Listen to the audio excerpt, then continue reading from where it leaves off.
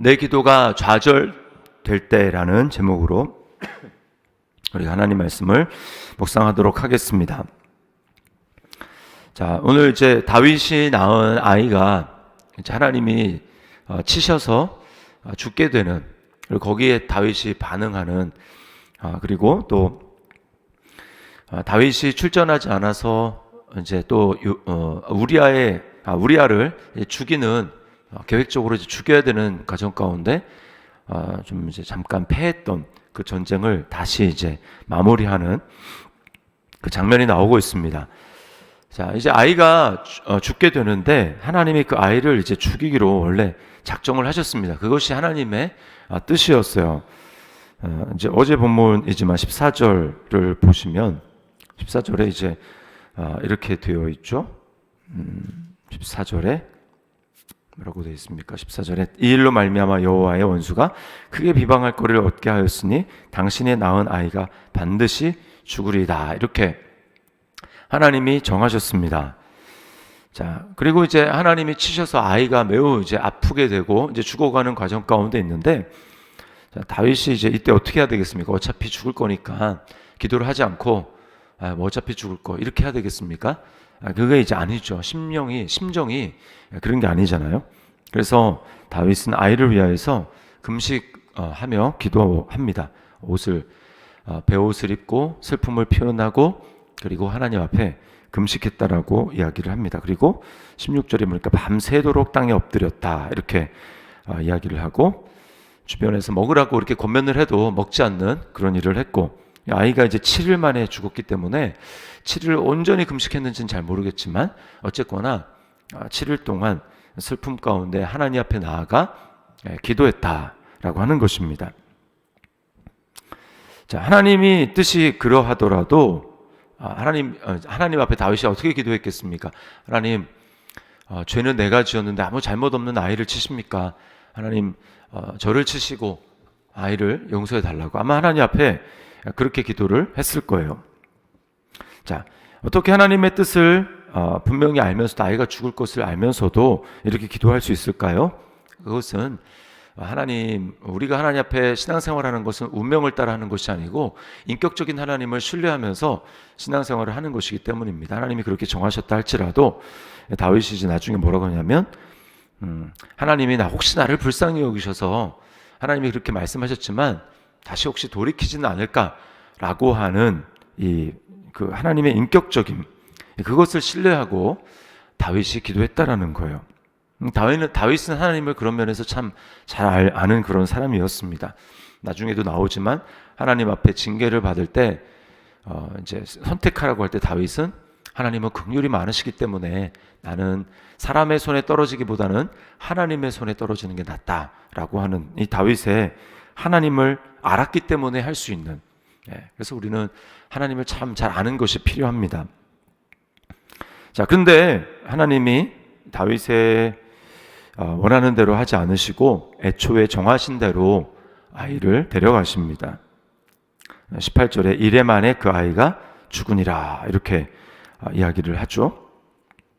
그러자 이제 다윗이 보인 태도가 중요한데요.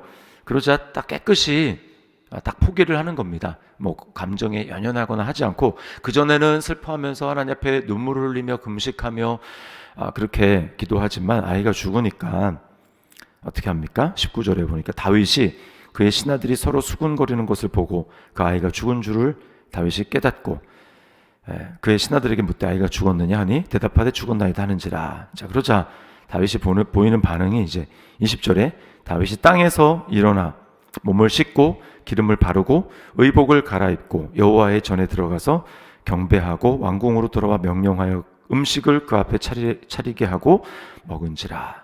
이제 일상의 삶으로 완전히 돌아와서 살고 있는 모습을 보게 됩니다. 특별히 여기에 여호와의 전에 들어가서 경배하고, 자, 이 부분이 참 인상 깊고 중요합니다. 내가 원하는 대로 안 됐어요. 그러면 어떻게 합니까? 많은 사람들이 슬픔 가운데 빠져 있고 하나님 앞에 경배하는 것이 아니라 자기 감정에 이렇게 사로잡혀 있을 텐데, 다윗은 그런 의미에서 진정한 예배가 무엇인가, 진정한 순종이 무엇인가라고 하는 것을 보여주고 있습니다.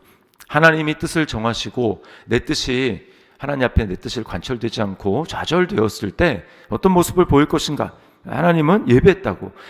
다윗은 하나님 앞에 경배했다, 예배했다. 이게 무엇입니까? 내 뜻이 되지 않아도 하나님이 뜻이 옳습니다. 하나님이 무조건 선하십니다. 하나님의 뜻이 옳고 하나님의 판단이 의로우십니다라고 하는 믿음의 고백으로 자신의 감정을 앞세우는 것이 아니라 하나님의 뜻을 앞세우고 거기에 엎드리는 모습을 보여주는 것입니다. 내 생각과 감정에 매여서 내 계획이 또 내 세원을 이루는 것이 내게 더 좋을 것이다 라고 해서 계속 그 슬픔과 감정에 사로잡혀 있는 것은 불신에서 나온 마음입니다. 믿지 못하는 마음. 믿음은 하나님이 행하시는 일에 대해서 내 생각과 다르다 할지라도 전폭적인 지지와 믿음을 보내는 것이 믿음이에요. 그런 후에는 슬픔의 감정에 매여 있지 않고 현실적인 내가 감당해야 할 일들을 이제 일상으로 돌아와서 감당하는 것, 그것이 믿음이라는 것입니다. 우리에게 자신에게 한번 질문해 봅시다. 내 소원이 이루어지지 않는다라는 것에 나는 낙심하고 실망하고 있지 않습니까? 하나님이 행하시는 일이 옳고 하나님의 판단이 옳다면, 그것을 내가 정말 믿는다면 지금 현재 내가 과거에 연연하지 않고 내가 힘들지만 그럼에도 불구하고 감당해야 될 현실적인 일들은 무엇입니까? 자, 다윗은 이제 감정을 정리하고 하나님 앞에 예배하고 나니까 이제 본인이 해야 될 일들이 눈에 들어옵니다. 24절에 보니까 다윗이 그의 아내 바세바를 위로하고 그에게 들어가 그와 동침하였더니 그가 아들을 낳음에 그의 이름을 솔로몬이라 하니라. 여호와께서 그를 사랑하사. 이렇게 이야기를 합니다. 다윗이 그의 아내 바세바를 위로했다. 여러분, 진짜로 여러분 이 사건을 겪으면서 제일 괴롭고 제일 슬픔을 당하는 사람이 사실은 바세바 아닙니까? 그죠?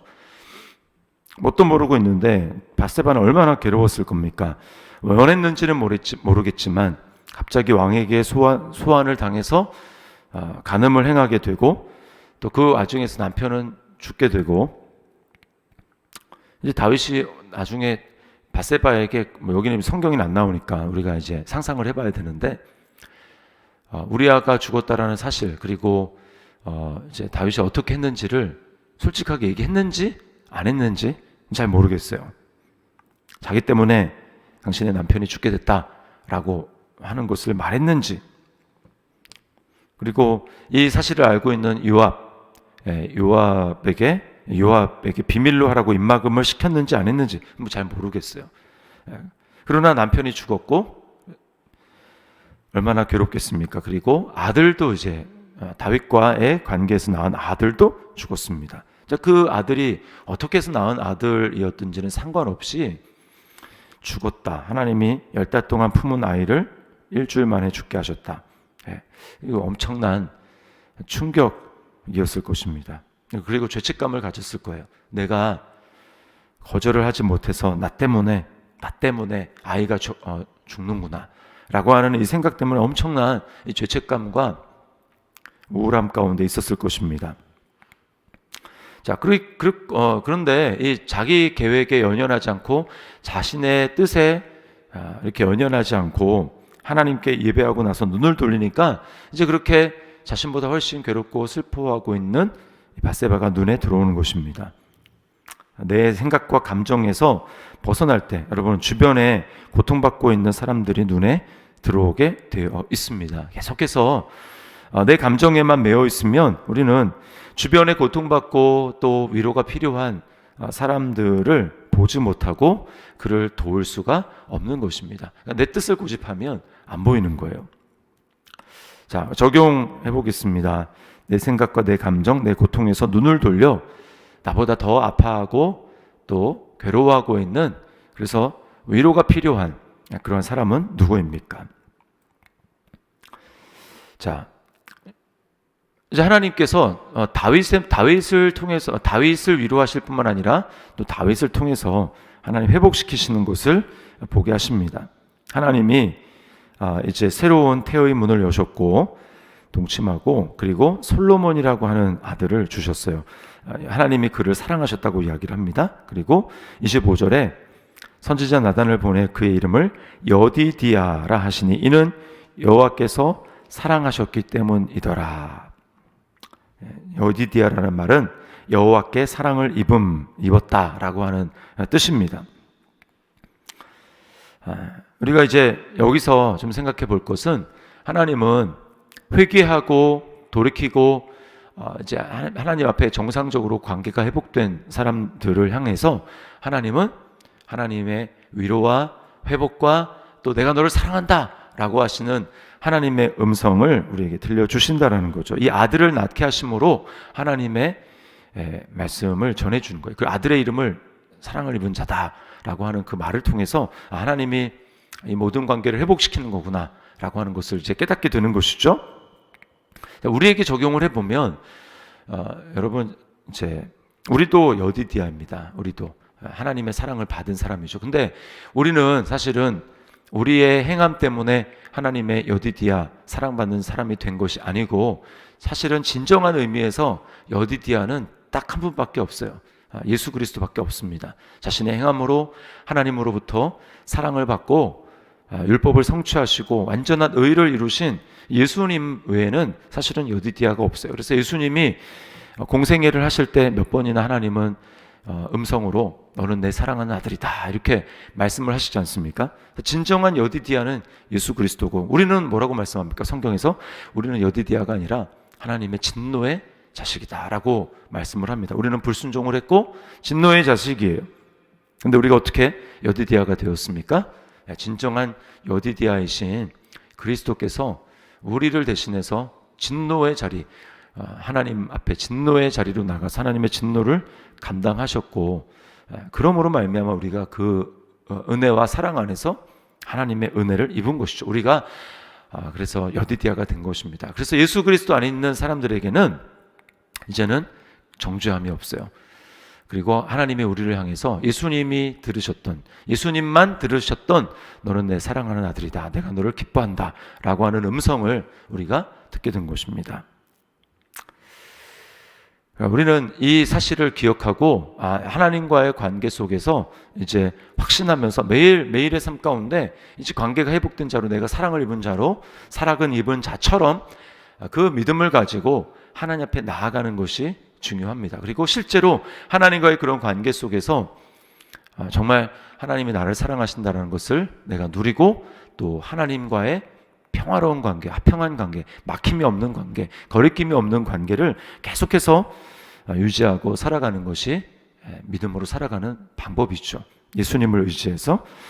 자, 나에게 질문해 봅시다. 사랑받는 하나님의 자녀임을 믿기에 날마다 회개하고 돌이키고 있습니까?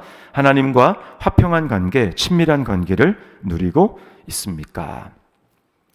오늘 기도가 좌절되었지만 하나님은 회복시켜 주시고 또 정말 진정한 축복, 내가 너를 사랑한다 라고 하시는 이 말씀, 하나님의 뜻을 이루시는 회복시키신 하나님을 보면서 우리 자신도 하나님을 믿는 마음으로 주님 앞에 나아갔으면 좋겠습니다.